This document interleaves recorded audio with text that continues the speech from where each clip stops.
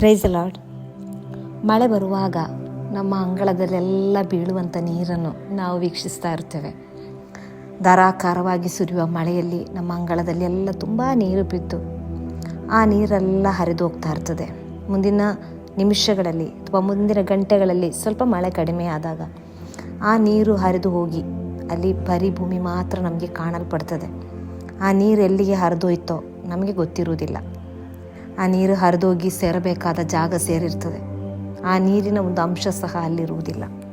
ಯೋಬನ ಪುಸ್ತಕದಲ್ಲಿ 11ನೇ ಅಧ್ಯಾಯದ 16ನೇ ವಾಕ್ಯವನ್ನು ಯೋಬನ ಈ ರೀತಿಯಾಗಿ ಹೇಳ್ತಾ ಇದ್ದಾನೆ. ನಿನ್ನ ಕಷ್ಟವನ್ನು ಮರೆತು ಬಿಡುವಿ, ಹರಿದು ಹೋದ ನೀರನ್ನೋ ಎಂಬಂತೆ ಅದನ್ನು ಜ್ಞಾಪಿಸಿಕೊಳ್ಳುವಿ.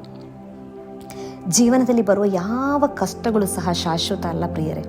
ಅನೇಕ ವಿಧವಾದ ಕಷ್ಟಗಳಲ್ಲಿ ನಾವು ಹಾದು ಹೋಗುವಾಗ ಇದನ್ನು ಹಾದು ಹೋದಂಥ ಯೋಬನು ತನ್ನ ಜೀವಿತ ಅನುಭವದಿಂದ ಹೇಳ್ತಾ ಇದ್ದಾನೆ, ಇವತ್ತು ಅನುಭವಿಸುವ ಕಷ್ಟಗಳು ಎಷ್ಟು ಕಠಿಣವಾದರೂ, ಎಷ್ಟು ದೊಡ್ಡದಾದರೂ, ಅದರ ನಿಮಿತ್ತವಾಗಿ ನಾವೆಷ್ಟು ಕುಗ್ಗಿ ಹೋಗಿರುವುದಾದರೂ, ಅದರ ಮಧ್ಯದಲ್ಲಿ ಭಕ್ತನಾದ ಯೋಬನು, ತನ್ನ ಕಷ್ಟವನ್ನೆಲ್ಲ ಅನುಭವಿಸಿದಂಥ ಭಕ್ತನಾದ ಯೋಬನು ಒಂದು ಕಾರ್ಯವನ್ನು ನಮಗೆ ಹೇಳಿಕೊಡ್ತಾ ಇದ್ದಾನೆ.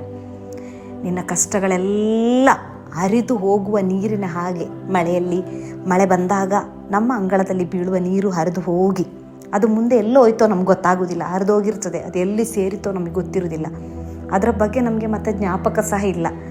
ಆ ರೀತಿಯಾಗಿ ನಮ್ಮ ಜೀವಿತದಲ್ಲಿ ಬರುವಂಥ ಕಷ್ಟಗಳು ಅದೆಷ್ಟು ಕಠಿಣವಾದರೂ ಅದೆಲ್ಲ ಹರಿದು ಹೋಗ್ತದೆ. ಯಾವ ರೀತಿಯಾಗಿ ಈ ಭೂಮಿಯಲ್ಲಿ ನಾವು ಅನುಭವಿಸುವ ಕಷ್ಟಗಳು ಒಂದು ಹರಿದು ಹೋದ ನೀರಿನ ಹಾಗೆ ಹರಿದು ಹೋಗಿ, ಯಾವುದು ಶಾಶ್ವತ ಅಲ್ಲ ರೀ, ಯಾವುದು ಶಾಶ್ವತ ಅಲ್ಲ.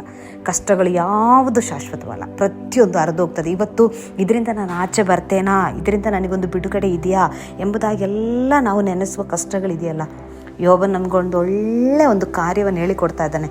ಈ ಕಷ್ಟಗಳು ಸಹ ಶಾಶ್ವತವಲ್ಲ. ಇದು ಸಹ ಹರಿದು ಹೋಗ್ತದೆ, ಇದು ಸಹ ನೀಗಿ ಹೋಗ್ತದೆ.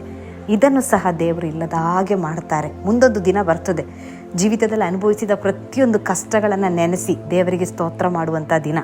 ದೇವರೇ, ಅವತ್ತು ಬಂದ ಆ ಕಷ್ಟಗಳಿಗಾಗಿ ಸ್ತೋತ್ರ, ಅದು ನನ್ನೊಂದು ಪ್ರಾರ್ಥನಾ ಮನುಷ್ಯನನ್ನಾಗಿ ಮಾರ್ಪಡಿಸಿತು ಎಂಬುದಾಗಿ ಹೇಳುವಂಥ ದಿನಗಳು. ಅದರಿಂದ ಇವತ್ತಿರುವ ಕಷ್ಟಗಳಿಗಾಗಿ ಕುಗ್ಗಿ ಯಾವ ಬೇಸರಪಟ್ಟು, ದುಃಖಪಟ್ಟು, ನಿರಾಸೆಪಟ್ಟು ಕೂರುವ ಅಗತ್ಯ ಇಲ್ಲ. ಇದು ನೀಗಿ ಹೋಗ್ತದೆ. ಒಂದು ಒಳ್ಳೆ ಶುಭ ದಿನವನ್ನು ನಿಮಗೆಲ್ಲರಿಗೂ ಹಾರೈಸ್ತಾ ಇದ್ದೇನೆ. God bless you.